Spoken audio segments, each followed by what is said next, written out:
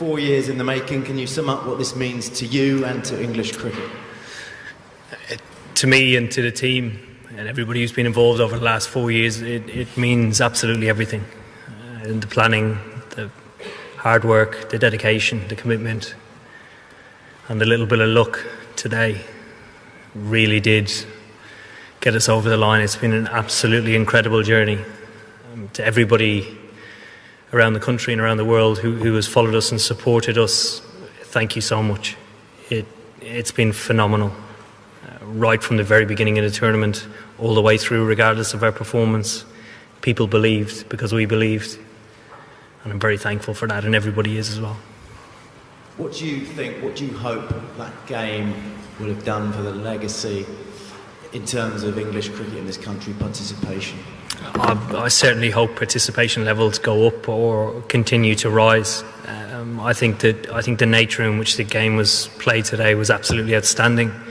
I commend the Black Caps and Kane. They've been absolutely incredible, hugely admirable team. The spirit, the way they play, the fight they show, and the fact that they've done it for an extremely long time.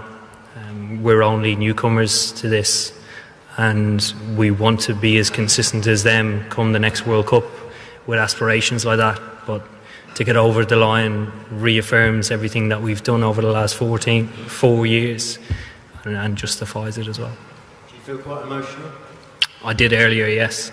I did. I still can't quite believe, that's why I'm carrying it around as much as I can. I can't quite believe that we've got over the line. It's been an extraordinary day.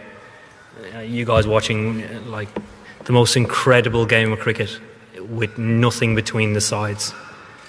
So, sport sometimes is very, very fine margins. I think it was the finest of margins today, and it could have gone either way, but I'm thankful it went ours. And word on Ben Stokes, it's been a tough couple of years for him.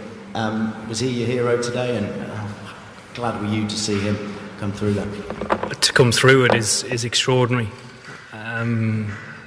It's almost superhuman. He's really carried the team and our batting lineup. I know Joss and his partnership was extraordinary, but to bat with the lower order the way he did, I thought was incredible. The atmosphere, the emotion that was going through the whole game, he managed to deal with that in an extremely experienced manner. And obviously everybody watching at home will hopefully try and be the next Ben Stokes. Final one for me, a tough question to understand right now, but have you looked beyond this and the next phase of your captaincy or England's next journey? I haven't. We'll let the dust settle. We'll celebrate as hard as we can. I think it's deserved. And then we'll look at things. 4 years is a long time away. And I think, there's a big question I'll have to answer. Will I be in the team in 4 years? Will I be good enough? These guys are improving very quickly. Will I be able to keep up with them? We'll go Will and Mel. When you took the field for the Super Over, you had a team talk and everyone seemed to walk away smiling and laughing. Can you say what was said? And is that sort of what you think this team's about? Even in that incredibly pressurised moment, you're still giggling.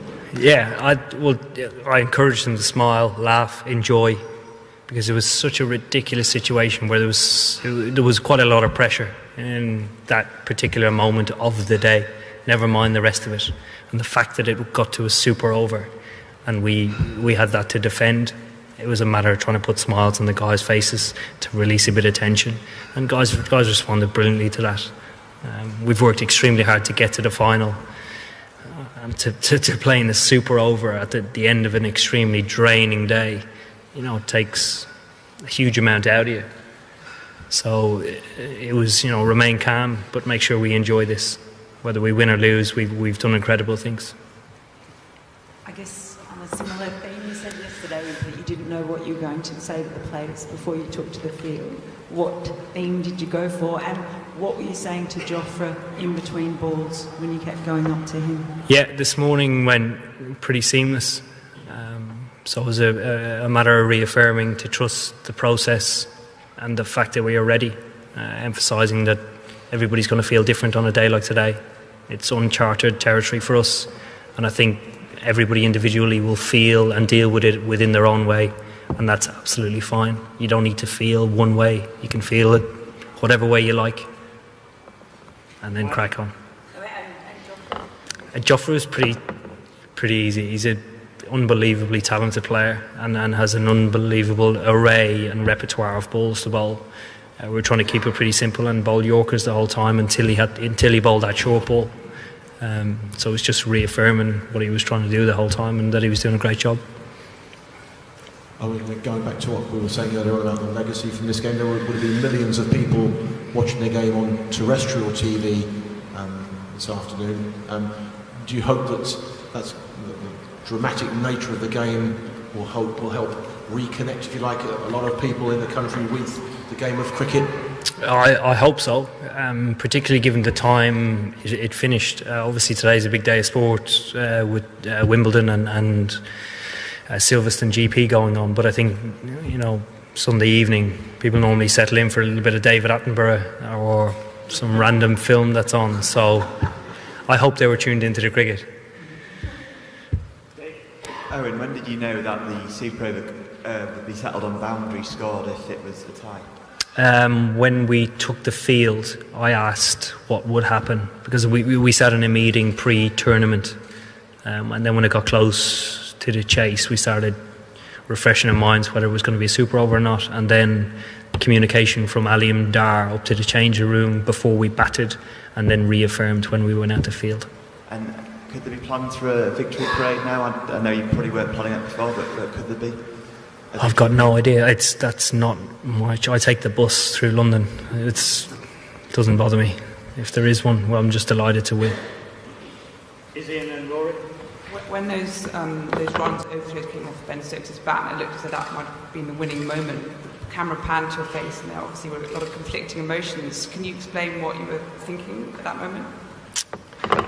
Well, I wasn't quite sure what had happened to start with, because obviously he dived and there's dust everywhere and the ball just deflected through, and all the black caps are standing around going, what's going on? So I was trying to figure out, he hit it, the keeper hit it, what was going on, and then I was just trying to stay in the moment, really.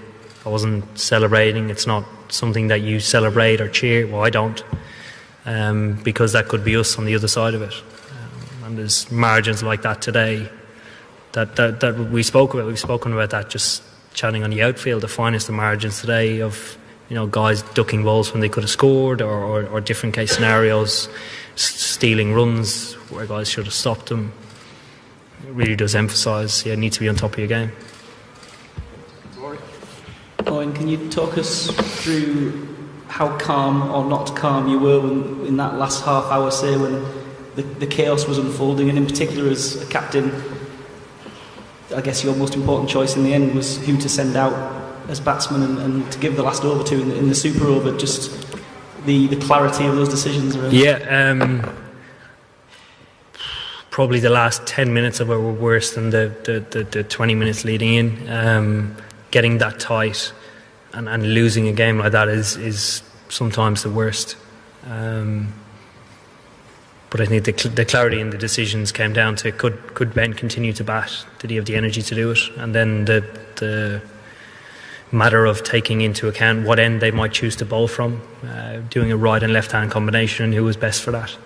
Are you content that you might be up there now with Bobby Moore and Martin Johnson on the Mount Rushmore? Not at all. There's no Mount Rushmore. Primrose Hill, that's about it. Back in the room, yeah. Eoin, you spoke about the finest of margins and the finest of margins, and Kane Williamson also spoke about the uncontrollables, and he was asked about luck. Had it played a role? Do you think the luck of an Irishman got England over the line? We had Allah with us as well. I spoke to Adil. He said Allah was definitely with us. And I said we had the rub of the green. Our actually epitomises our team. It's quite diverse backgrounds and cultures, and guys grow up in different countries and are at the stage of where they're at in their career.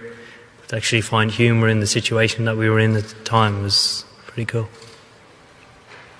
Eoin, you described Ben Stokes as superhuman. I just wondered if you could have a word on his contribution, not just from today, but what happened in Calcutta 3 years ago. I'm guessing that was an inspiration for him. But how much does it show his character that stepping up today and doing that after what happened in Calcutta? Yeah, I've said this a number of times about Ben. I think a lot of careers would have been ended after what happened in Calcutta. Ben on numerous occasions has stood up individually and in a unit for us. He leads the way in training, in any team meetings we have, and is just an incredible cricketer. And today he's had a huge day out, and obviously we're thankful for that. Yes, sir. And congratulations. In 1987 World Cup, Alan Lamb with that Mike Gatting with that reverse sweep, all that happened. This England side is known for its fearless brand of cricket. Even against the Australia semi-final, you played a reverse sweep, you didn't connect, and then again you went for another reverse sweep. Joe Root did the same. Jason Roy bashed to against Indian spinners. Today we saw some audacious scoops from Josh Butler under pressure. Do you think at what moment, what sort of a risk did you guys take? If you had to pinpoint one gamble or risk throughout the tournament that actually turned things around for you guys, would you like to pinpoint that? The fearless brand of cricket?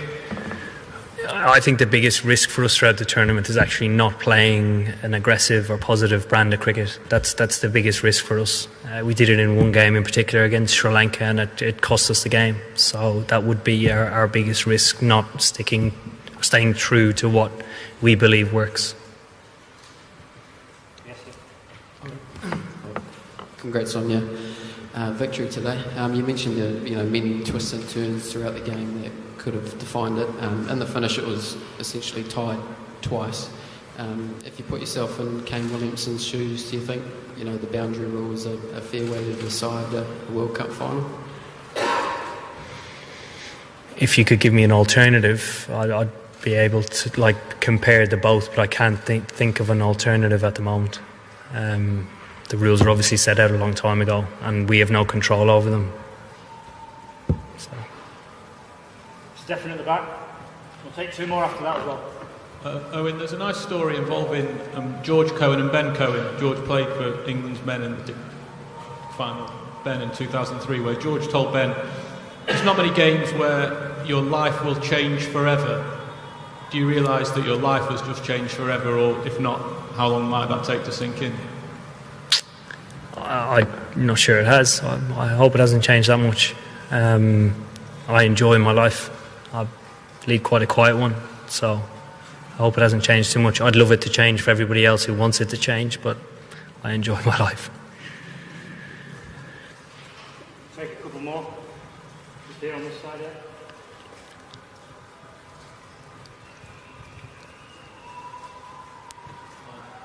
Is it possible to feel any empathy for the losers in this moment? Absolutely, definitely. I think they've been incredible throughout the tournament. I said it before the game and the press conference. They've been actually through a better tournament than we have. The fact the trophy's sitting here, is we, like I mentioned, we got the rub of the green today. New Zealand throughout the group stages were absolutely outstanding, very consistent, and the semi-final were very ruthless in playing against India. India are an extremely strong team, and I think the most admirable thing is the way that they play their cricket. They consistently perform and compete against the very best, and at different stages throughout the year they are the best, and they do it in a fashion that you'd have no qualms in turning around to your kid and saying, please idolise these guys. They are very admirable. They are. Last question, Scott. Owen, I know your head's very much in this moment and how amazing today was, but obviously it's a big summer for English cricket and there's an Ashes series coming up. The guys who played both formats, how much can today spur them on and give them so much more confidence going into that Test series as well? I think it'll give them a lot of confidence. I think it actually gives them a bit of leeway to get some time off as well, which is quite nice. I think everybody needs it. This tournament has taken a lot out of us as a team, both mentally and physically, and I think energy levels will drop quite quickly unless the guys are looked after, and I'm pretty sure they are going to be looked after. Thank you. Thank you very much.